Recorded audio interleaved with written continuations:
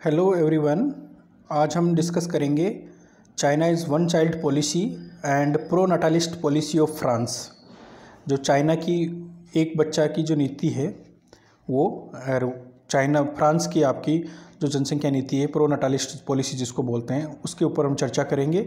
ये आपके BA part second के अंदर जो ह्यूमन ज्योग्राफी का पेपर है उसके अंतर्गत आपका ये टॉपिक आता है। ह्यूमन ज्योग्राफी के अंदर ही हम जनसंख्या नीतियाँ अलग अलग कंट्रीज़ की पढ़ते हैं, उसके अंतर्गत आएगा। और आपका जो बीए पार्ट थर्ड के अंदर जो वर्ल्ड ज्योग्राफी का पेपर रहेगा उसके अंतर्गत भी आपका ये पेपर ये जो टॉपिक रहेगा। इसके अतिरिक्त आपके पोस्ट ग्रेजुएशन के जो टॉपिक हैं उसके अंदर भी आपका रिसोर्स ज्योग्राफी का जो पेपर है उसमें, और आपका जो पीजी के अंदर आपका जो पॉपुलेशन का जो स्पेशलाइजेशन जो पेपर है उसके अंदर भी ये टॉपिक रहता है, जिसमें हम चाइना की पॉलिसी को डिस्कस करते हैं, इंडिया की पॉपुलेशन पॉलिसी को डिस्कस करेंगे। इस तरह से अलग अलग कंट्रीज़ की अलग अलग जो है पॉपुलेशन पॉलिसीज़ होती है। तो चाइना की वन चाइल्ड पॉलिसी है उसको हम देखते हैं। हालांकि अभी ये चेंज हो चुकी है, लेकिन क्या था और क्यों चेंज किया इन्होंने, आइए देखते हैं। दोस्तों, चाइना ने 1979 के अंदर ये वन चाइल्ड पॉलिसी को अडॉप्ट किया था, क्योंकि उस टाइम में पॉपुलेशन चाइना की बहुत ज़्यादा हो गई थी। वहाँ पे मतलब आपका कहेंगे जनसंख्या विस्फोट जिसको बोलते हैं वो हुआ था 1979 तक। और उसके बाद गवर्नमेंट ने डिसाइड किया कि वन चाइल्ड पॉलिसी, यानी कि जो भी वहाँ पे रिप्रोडक्टिव स्पान जो एज ग्रुप है, जो बच्चे पैदा करने वाली जो एज ग्रुप है, उसके अंदर गवर्नमेंट ने मतलब वहाँ पे एक बच्चा ही वहाँ पे आपको पैदा कर सकते हो। जैसे इंडिया के अंदर आपका 2 चाइल्ड पॉलिसी हमने अडॉप्ट कर रखी है, उससे ऊपर अगर हम पैदा करते हैं तो आपको गवर्नमेंट की फैसिलिटीज़ आपको अवेलेबल नहीं होगी, बहुत सारी जगह आपको रोक दिया जाएगा, इनडायरेक्ट वे में आपको रोक दिया जाएगा। तो चाइना ने वहाँ पे वन चाइल्ड पॉलिसी को वहाँ पे इम्प्लीमेंट किया और बहुत ही फोर्सफुली तरीके से इम्प्लीमेंट किया, जिसके आप रिजल्ट अभी देख सकते हो कि चाइना ने अपनी पॉपुलेशन को बहुत ज़्यादा कंट्रोल कर लिया था। तो इसमें अगर हम देखें तो couples who were encourage to have one child, वहाँ पे जितने भी आपके जो कपल्स थे, इस इन्होंने क्या क्या फीचर्स थे उनको इनकरेज किया गया कि आप एक ही बच्चा पैदा करें। और इसके लिए उन्होंने क्या किया, गवर्नमेंट ने इनडायरेक्ट वे में जो वहाँ पे मीन एज एट मैरिज है या जो शादी की जो उम्र होती है वो जो पुरुषों के लिए 22 कर दी गई और जो महिलाओं के लिए 18 कर दी गई। जैसे हमारे यहाँ पे अभी 18 और 21 है, उसको मीन एज एट मैरिज को, मैरिजेबल एज को उसको बढ़ा दिया गया। उसको बढ़ाने से क्या हुआ कि जो शादी करने की एज है वो बढ़ने की वजह से आपका जो रिप्रोडक्टिव स्पान है वो भी छोटा हो जाता है। आप सोचो कि एक महिला है या पुरुष है, उन्होंने मान लो 18 साल या 17 साल या 16 साल की एज में शादी कर ली, या एक है जिसको मीन एज एट मैरिज हम 22 साल ले गए, तो 6 साल डिले हो गया और उनके जो बच्चे होंगे वो भी लेट रिप्रोडक्टिव स्पान में एंटर करेंगे। इस तरह से उन्होंने कंट्रोल किया इनडायरेक्ट वे में। नेक्स्ट है, उन्होंने कपल्स को शादी से पहले, शादी होने के बाद में उनको आपका बच्चा पैदा करने के लिए गवर्नमेंट में एक एप्लीकेशन देनी होती थी, before having child apply to be a married and again before having a child. शादी से पहले भी उनको क्या होता था, एप्लीकेशन देनी होती थी गवर्नमेंट को कि हम शादी करने जा रहे हैं, और शादी करने के बाद उनको एक एप्लीकेशन देनी होती कि अब हम एक बच्चा प्रोड्यूस कर रहे हैं। आपको सोचिए कि गवर्नमेंट ने किस हद तक उन पे आपको रेस्ट्रिक्शन कर दिए थे। अब चाइना कर सकता है क्योंकि वहाँ कोई डेमोक्रेटिक कंट्री नहीं था, चाइना नहीं है, तो हमारे यहाँ इंडिया में ये पॉसिबल नहीं है। जो प्रयास हुए थे कुछ पॉपुलेशन को लेके, वो भी अभी आप जानते हैं उसके रिपरकर्शन या उसके परिणाम क्या रहे थे। इसके अतिरिक्त वहाँ पे जो कपल एक बच्चे वन चाइल्ड पॉलिसी के लिए एग्री हो गए और इन नॉर्म्स को जिन्होंने माना, उनको आपका एजुकेशन फ्री कर दिया गया और भी बहुत सारे फैमिली बेनिफिट्स दिए गए हैं। जिन्होंने इस एग्रीमेंट पे एग्री हुए उनको आपको हाउसिंग के अंदर घर, वहाँ पे आपको उनको फैसिलिटी प्रायोरिटी दी गई उनको घर देने के लिए कॉलोनीज के अंदर या बसने के लिए। तो आप सोचिए किस तरह से गवर्नमेंट ने इंसेंटिव्स दिए, बेसिकली ये फ्री एजुकेशन देना, हाउसिंग देना, फिर और बेनिफिट्स देना, ये इंसेंटिव्स होते हैं जो पॉपुलेशन को कंट्रोल करने के लिए गवर्नमेंट देती है टाइम टाइम पर। और इसके अलावा वीमेन वो become pregnant a second time were force to have abortion. मतलब आप सोचिए कोई महिलाएं अगर दूसरी बार में भी अगर प्रेग्नेंट हो जाती हैं तो उनको फोर्सफुली अबॉर्शन करने के लिए फोर्स किया गया, उनको दबाव बनाया गया कि आप अबॉर्ट कीजिए अपने बच्चों को। और इस तरह से चाइना ने अपनी पॉलिसी को, वन चाइल्ड पॉलिसी को अपनी जनसंख्या पे या अपनी जो वहाँ पे आवाम पे लागू किया, और इसके उनके परिणाम भी आपको उनको चाइना को देखने को मिले कि बहुत ही स्पीड में उनकी पॉपुलेशन डिक्लाइन हुई। और आप देखिए कि पॉपुलेशन अभी वहाँ पे जो पॉपुलेशन ग्रोथ है वो बहुत ही स्पीड में डिक्लाइन होने के बाद अभी लेकिन वहाँ पे वापस से आपकी जो समस्या वहाँ पे जो उत्पन्न हुई है वो ये हो गई कि वहाँ पे जब नए बच्चे पैदा होने कम हो गए तो उनकी वर्किंग एज पॉपुलेशन जो होती है 15 से जो 60 साल तक की जो एज है वो डिक्लाइन होने लगी और एजिंग पॉपुलेशन बढ़ने लगी। आप देख रहे हैं एजिंग पॉपुलेशन बढ़ने की वजह से वहाँ पे जो डिपेंडेंसी रेशियो वो वहाँ का गड़बड़ा गया, जो वृद्ध लोग ज़्यादा हो गए और एज वर्किंग पॉपुलेशन कम हो गई। अब वापस चाइना ने 2 चाइल्ड पॉलिसी को एडॉप्ट किया है और लोगों को वापस अलाउ किया है कि आप 2 बच्चे पैदा कर सकते हैं, और ये नॉर्म्स को थोड़ा रिलैक्स कर दिया। तो आप देख सकते हैं कि इसको अगर ज़रूरत से ज़्यादा भी अगर हम फोर्स करते हैं तो वो भी आपकी इकोनॉमी के लिए थोड़ा घातक हो सकता है, और चाइना ने वापस मूव किया है 2 चाइल्ड पॉलिसी की तरफ। तो इस तरह से चाइना ने अपनी पॉलिसी को अपनाया और वापस से स्विच किया है। अब हम देखते हैं कि दूसरी तरफ आप देखेंगे तो आप प्रो नटालिस्ट पॉलिसी फ्रांस की देखते हैं, जहाँ पे बच्चों को प्रमोट किया जाता है कि आप बच्चे पैदा कीजिए। वहाँ पे अलग तरह की समस्या है वेस्टर्न कंट्रीज़ के अंदर। अगर आप यूरोपियन कंट्रीज़ में देखिए स्पेशली, वहाँ पे फर्टिलिटी बहुत ज़्यादा लो है, लोग बच्चे पैदा कर ही नहीं रहे हैं।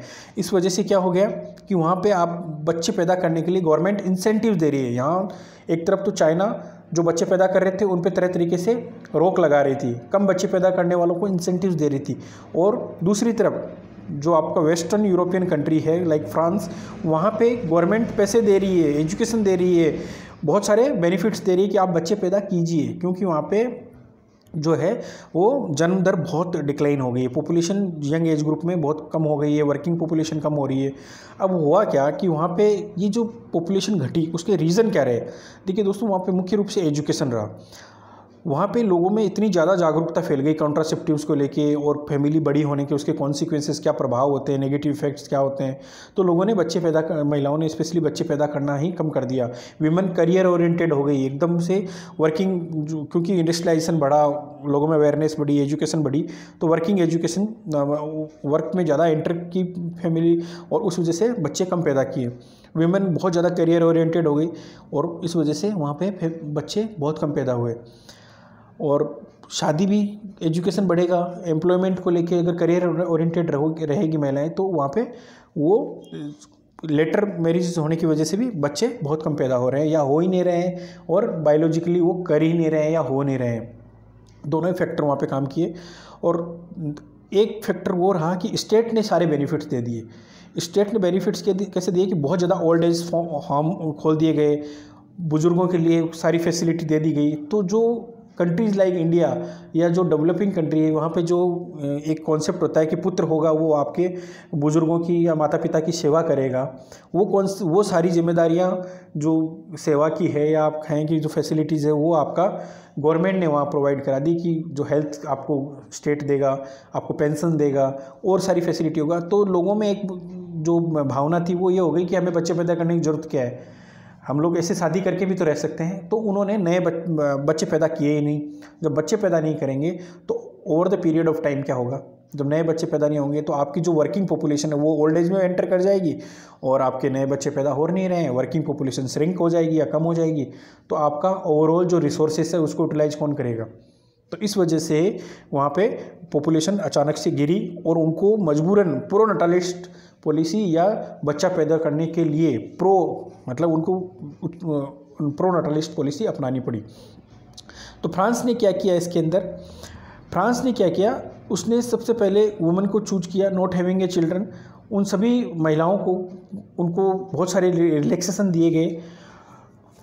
उनको ये कहा गया कि आप 3 बच्चे तक पैदा कीजिए, आपको बहुत सारे इंसेंटिव दिए, कैश इंसेंटिव दिया गया। और जो मदर वर्किंग है उनको वहाँ पे 1 ईयर आप बच्चे पैदा कीजिए, आपको बहुत सारी मैटरनिटी लीव दी जाएगी। वहाँ पे हर जगह आपको कार्ड वगैरह दे दिए गए, ट्रेन वगैरह में फैसिलिटी आपको फ्री, आप इधर से उधर मूवमेंट कर सकते हो। इनकम टैक्स में आपको छूट दी गई, आपको 3 साल तक पेड पेरेंटल लीव दी गई, जिसमें हस्बैंड को और मदर और फादर दोनों को दो यूज करना चाहे उनको 3 साल तक की पेरेंटल लीव दी गई। गवर्नमेंट ने बहुत सारे सब्सिडीज़ दी गई, बहुत सारी फैसिलिटीज़, और गवर्नमेंट ने सब्सिडाइज कर दिया जो डे केयर होते हैं जहाँ पे बच्चों को रखा जाता है, बिल्कुल सब्सिडाइज कर दिया। आप बच्चों को वहाँ छोड़ के अपना काम कर सकते हो। फुल टाइम स्कूल में आपको फ्री कर दिया गया कि आप बच्चे वहाँ पढ़ाइए, आपको कोई इकोनॉमिक बर्डन नहीं रहेगा, स्टेट ने पूरी रेस्पॉन्सिबिलिटी ले ली। इस तरह से गवर्नमेंट ने वहाँ पे बच्चे पैदा करने के लिए फ्रांस में गवर्नमेंट प्रमोट कर रही है कि आप 3 बच्चे आप पैदा कीजिए, आपको सारी फैसिलिटीज़ दी जाएगी, इंसेंटिव दी जाएंगे, कैसे इंसेंटिव्स दिए जाएंगे, टैक्स में रिलैक्सेशन दिया जाएगा। सी the difference between the country like India and the France.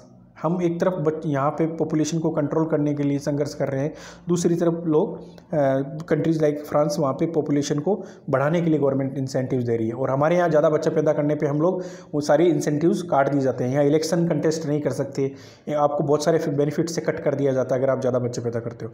तो ये आपका डिफरेंस क्यों आता है, क्योंकि आपके जो रिसोर्सेस और आपका जो पॉपुलेशन है उसके बीच में जब संतुलन गड़बड़ाता है तो government time to time population policies में चेंजेस करती रहती है।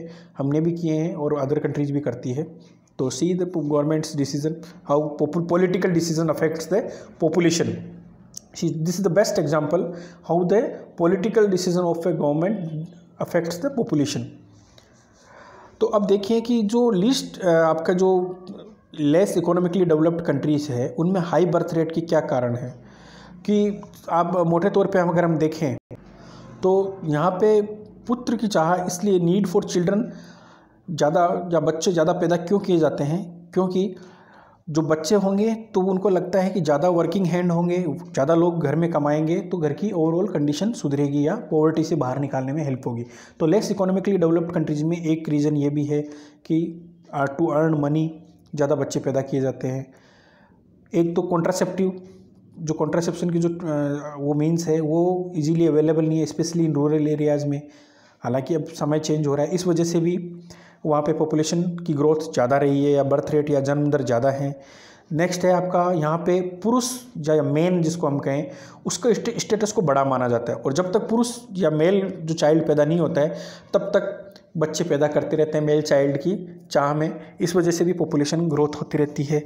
नेक्स्ट है कि यहाँ पे डेथ रेट डिक्लाइन हुई है इस वजह से भी, और आपका जो मेडिकल फैसिलिटीज़ बढ़ने से भी आपका इन्फेंट मोर्टालिटी रेट डिक्लाइन हुआ है, डेथ रेट डिक्लाइन हुआ है, इस वजह से भी आपका क्रूड बर्थ रेट है या बर्थ रेट जिसको हम जन्म दर है वो बढ़ा है। इस वजह से भी आपका यहाँ पे लेस इकोनॉमिकली डेवलप्ड कंट्रीज़ में बच्चे ज़्यादा पैदा हो रहे हैं। और नेक्स्ट कारण है रिलीजियस बिलीफ। अलग अलग धर्मों में आप जानते हैं कि अलग अलग मान्यताएं हैं बच्चों को लेके। कुछ धर्मों में पॉलीगेमी की जाती है, एक से ज़्यादा पत्नियाँ रखी जाती है, 1 से 2 बच्चों से ज़्यादा बच्चे पैदा किए जाते हैं, और आप इस तरह से अलग अलग धर्मों ने अलग अलग कॉन्सेप्ट अपना रखे हैं। पारसीज़ में अलग मिलेगा, ज्यूज़ में अलग मिलेगा, क्रिश्चियंस में अलग मिलेगा, मुस्लिम्स में अलग मिलेगा, हिंदूज़ में अलग मिलेगा। फिर अगर हम जाएँ हम अलग अलग जाति और में आपको अलग अलग मिलेगा, ट्राइबल्स में अलग मिलेगा। See the difference how the population is getting affected from these indicators. Next है आपका lack of education specially for women. आप देखिए जो महिलाओं में एजुकेशन की कमी रहेगी तो ऑब्वियसली बात है कि आपका ओवरऑल पॉपुलेशन स्ट्रक्चर गड़बड़ाएगा। रीज़न बीइंग कि वीमेन की चॉइसेस घट जाएगी। जब वीमेन की चॉइसेस घट जाती है क्योंकि इलिटरेट या लेस एजुकेटेड वीमेन रहेगी, उसका आपका जो चॉइसेस है वो बहुत कम रहती है। उसको पता ही नहीं है कि उसको कितने बच्चे पैदा करने हैं, उसको कब शादी करनी है, वो अपनी हेल्थ केयर का ध्यान, अपनी हेल्थ का ध्यान नहीं रख पाएगी, अपने बच्चे का ध्यान नहीं रख पाएगी। तो इन्फेंट मोर्टालिटी रेट ज़्यादा रहेगी, IMR ज़्यादा रहेगी, है ना, CBR ज़्यादा रहेगी। इस वजह से आपका पॉपुलेशन ज़्यादा रहेगी वहाँ पे। So these are the reason for the high birth rate in the less economically developed countries. अब देखते हैं कि इससे कौन कौन सी समस्याएं, या मैं कहूँ कि जो जनसंख्या ज़्यादा बढ़ने से कौन कौन सी मैं कहूँ कि अगर यहाँ पे एजेड पॉपुलेशन यानी कि वृद्धों की जनसंख्या अगर ज़्यादा बढ़ जाती है तो क्या क्या समस्याएं आ जाएगी। अब देखिए अगर 20% of population elderly population depend causes strain on the working population. अगर 20% लोग, अगर वृद्धों की जनसंख्या ज़्यादा है, 60+ वाली जनसंख्या ज़्यादा है, तो आपकी जो उसकी हेल्थ का जो खर्चा होगा या उसका जो डेली रूटीन का जो खर्चा होगा, डे टू डे जो खर्चा होगा, वो किस पे जाएगा, वो उसका बेयर कौन करेगा? उसका बेयर जो आपका जो अर्निंग पर्सन होगा या जो वर्किंग पर्सन होगा घर के अंदर, उस पर बर्डन बढ़ेगा। तो ओवरऑल जो आपका है वो बर्डन बढ़ जाएगा। इससे एक समस्याएं उत्पन्न होगी। Higher taxation result of increasing percentage of elderly dependents needs more care.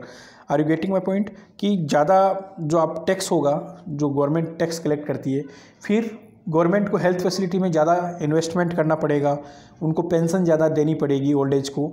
तो ये सारे आपका डेड इन्वेस्टमेंट हम कहते हैं, क्रूड लैंग्वेज में हम कहें तो इन्वेस्टमेंट ज़्यादा होगा। नेक्स्ट है more money to be spent on care homes, health care etcetera. तो आपका जो गवर्नमेंट का जो खर्चा है वो इस पे बढ़ेगा, हेल्थ केयर फैसिलिटी पे, ओल्ड एज होम पे। तो इस वजह से भी आपका ये एजेड पॉपुलेशन बढ़ने से ये समस्या उत्पन्न होगी। Leads to lack of innovative in workforce.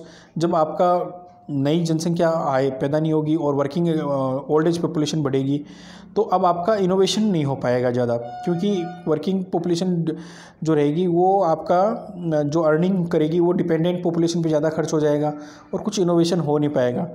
और ज़्यादा जब नहीं हो पाएगा तो रिक्रूटमेंट अच्छे से नहीं हो पाएगा अलग अलग फील्ड के अंदर। Reduction in the supply of workers leads to large MNCs like Sony having to increase in rates of pay may reduce likelihood of future investment. These are the basically what this slide is saying. ये अपने आप में ये बता रहा है कि जब aged population like country like France वहाँ बढ़ रही है, तो अब सोचिए कि वहाँ पे इन सब का इफ़ेक्ट क्या पड़ेगा। इफ़ेक्ट ये पड़ेगा कि भाई वर्किंग एज घट गया, चिल्ड्रन घट रहे हैं, ओल्ड एजेड पॉपुलेशन बढ़ रही है, तो उसका इफ़ेक्ट क्या पड़ेगा? सारे इफ़ेक्ट ये पड़ेंगे कि वहाँ पे आपका इनोवेशन घट जाएगा, आपका एक्सपेंडिचर है गवर्नमेंट का वो बढ़ जाएगा, और आपका जो जितने भी हैं आपका फिर माइग्रेशन को इफेक्ट और करेगा, क्योंकि आपके जो रेमिटेंसेस है बाहर से आपको वर्कर बुलाने पड़ेंगे, तो जो आपकी इकोनॉमी होगी उसको इफेक्ट पड़ेगा। और मैं कहूँ कि वहाँ पे जो आपका रिसोर्स पॉपुलेशन जो और बैलेंस है वो पूरी तरह से गड़बड़ा जाएगा। This slides talks about the problems faced by the people in countries which are overpopulated. अब सोचिए कि जहाँ पर ये तो हमने पिछली स्लाइड में डिस्कस किया कि एजेड पॉपुलेशन बढ़ गई है, जनसंख्या घट रही है, लेकिन ये जो स्लाइड है ये बात करती है कि जहाँ पे जनसंख्या और रिसोर्सेज का जो बैलेंस है वो गड़बड़ा गया है और जनसंख्या ज़्यादा है, तो अब क्या होगा? पॉपुलेशन जहाँ पर ज़्यादा हो जाएगी तो वहाँ पर क्या होगा? People do not have enough natural resources या रॉ मटेरियल। सीधी सी बात है कि जनसंख्या जब बढ़ेगी तो आपका जो भी रॉ मटेरियल रहेगा वो आपका कंजप्शन में ही यूटिलाइज हो जाएगा, एक्सपोर्ट इंपोर्ट या ट्रेड के लिए नहीं बचेगा। Lack of fuel, power. अब आपका जो population country like India where if you can see the power की कितनी शॉर्टेज रहती है, फ्यूल आपका कितनी व्हीकल्स बढ़ गए, अब इतना ज़्यादा कंजप्शन होगा जब जनसंख्या ज़्यादा हो जाएगी। अनएम्प्लॉयमेंट की समस्या रहेगी, काम बेरोज़गारी बढ़ेगी, गरीबी बढ़ेगी, फूड सप्लाईज घटेगी, भूखमरी और सूखा वगैरह पड़ेंगे। एजुकेशन हर गवर्नमेंट सबको एसेस नहीं करवा पाएगी उस लेवल तक। हेल्थ केयर फैसिलिटी जो आपका हॉस्पिटल है, डॉक्टर पेशेंट रेशियो है, टीचर स्टूडेंट रेशियो है, ये सब गड़बड़ा जाएंगे। जब जनसंख्या ज़्यादा बढ़ेगी इन सब के अंदर आपको डिस्टॉर्शन मिलेगा, इनके अंदर इम्बैलेंस मिलेगा जब जनसंख्या ज़्यादा हो जाएगी। हाई लेवल ऑफ डिजीज़ और हाई डेथ रेट, जब बीमारियां बहुत ज़्यादा फैलेगी, लोगों में मृत्यु दर बहुत ज़्यादा बढ़ जाएगी, ज़्यादा पॉपुलेशन रहेगी तो। और जो हाउसिंग रहे, घर एकदम सकड़े, एकदम आप देखेंगे सघन बस्तियां बसेगी, इसकी वजह से क्या होगा कि बीमारियां फैलेगी, इसके अंदर क्राइम्स बढ़ेंगे और गिटोज या स्लम बढ़ जाएंगे। Slum like you can see in the Mumbai where the Dharavi slum is there, उस टाइप की झुग्गी झोपड़ियाँ बढ़ेगी। इस वजह से क्या होगा? क्राइम बढ़ेंगे, बीमारियाँ फैलेगी, तो आपका ओवरऑल जो क्वालिटी ऑफ लाइफ है वो डिक्लाइन होगी। ट्रैफिक कंजेशन, आप देखिए जो जनसंख्या बढ़ेगी everybody wants to purchase some vehicles, इस वजह से आपके पब्लिक ट्रांसपोर्ट पे प्रेशर बढ़ेगा, जो भी आपकी सरकारी गाड़ियाँ हैं उस पर प्रेशर, पब्लिक ट्रांसपोर्ट लोग बहुत ज़्यादा यूज करेंगे और आपका ओवरऑल प्राइवेट व्हीकल्स भी बहुत ज़्यादा ट्रैफिक बढ़ेगा। इस तरह से कुल मिला के आप देखिए पॉल्यूशन की समस्या बढ़ेगी। Every sector of the environment will get affected from this population growth. आप देखिए ओवर पॉपुलेशन बढ़ेगी तो क्या होगा? आपका वायु में प्रदूषण फैलेगा, व्हीकल्स ज़्यादा चल रहे हैं, इंडस्ट्रियलाइजेशन थोड़ा करना पड़ेगा, इसके अतिरिक्त वाटर पोल्यूशन बढ़ेगा, सोइल पोल्यूशन होगा, क्योंकि आपको अपनी पॉपुलेशन को फीड करने के लिए बार बार खेती को बहुत ज़्यादा मतलब आप खाली नहीं छोड़ सकते, उस पर आपको गेहूँ उगाना पड़ेगा, चावल उगाना पड़ेगा कृषि के लिए। तो सोइल पोल्यूशन, फिर सोइल की प्रोडक्टिविटी को आप बढ़ाने के लिए और पेस्टिसाइड यूज़ करोगे, इस वजह से सोइल भी पोल्यूट होगी। तो आप देखिए कि ओवरऑल पोल्यूशन बहुत ज़्यादा बढ़ जाएगा एटमॉस्फेयर के अंदर। इनएडिक्वेट वाटर सप्लाई, जब आप सोचिए कि वाटर जो रिसोर्स है उसकी एक लिमिटेशन है, वो एक पर्टिकुलर पॉपुलेशन को ही आप उसको सपोर्ट कर सकता है, और जब पॉपुलेशन जब बढ़ेगी तो वाटर सप्लाई भी अफेक्ट होगी। और लैक ऑफ सैनिटेशन, अब देखिए सैनिटेशन की बहुत बड़ी समस्या है, हाइजीन को मेंटेन करना, it's a very big problem. Country like India, अभी हमने बहुत सारे प्रोग्राम स्वच्छ भारत मिशन वगैरह चला रखे हैं सैनिटाइजेशन को प्रमोट करने के लिए, है ना। तो इस तरह से आप जब आपका ओवर पॉपुलेटेड रहेगा तो ये सारी समस्याएं ये आएगी। तो आपके ये पेपर के अंदर पूछा जाता है कि जनसंख्या अधिक से क्या क्या समस्याएं उत्पन्न होती है, लाइक दैट। और these are the points which you can use in every paper where the examiners ask about the population problems. और आपके लिए ये मैं एक छोटा सा एग्जांपल देता हूँ कि आप यहाँ पे जाइएगा और बताइए कि एक कंट्री लीजिए, जिससे फॉर एग्जांपल इंडिया, और उसके ऊपर आप बताइए कि आपको जो है उसके ऊपर कौन जनसंख्या को कौन कौन से कारक अफेक्ट करते हैं, relief, accessibility, climate, water supply, employment. These are the factor how they are affecting the population distribution, population growth, है ना। इन फैक्टर्स को आप डिस्कस कीजिए इंडिया के अंदर और अलग अलग स्टेट वाइज। मैं आपको एक एग्जाम्पल समझाता हूँ कि आप इसको कैसे डिस्कस एनालाइज करो अपने माइंड के अंदर, कि भाई ब्रेन स्टॉर्मिंग कीजिए आप कि ये सारे फैक्टर्स आप इंडिया के देखिए, यूपी में कैसे हो रहा है, अलग अलग स्टेट्स का आप कंपैरिजन कीजिए, north south, north eastern state, इन सब का कंपेयर कीजिए इन इंडिकेटर्स को लेते हुए कि जनसंख्या कैसे कैसे इन कैसे अफेक्ट कर रही है आपके ओवरऑल पॉपुलेशन को।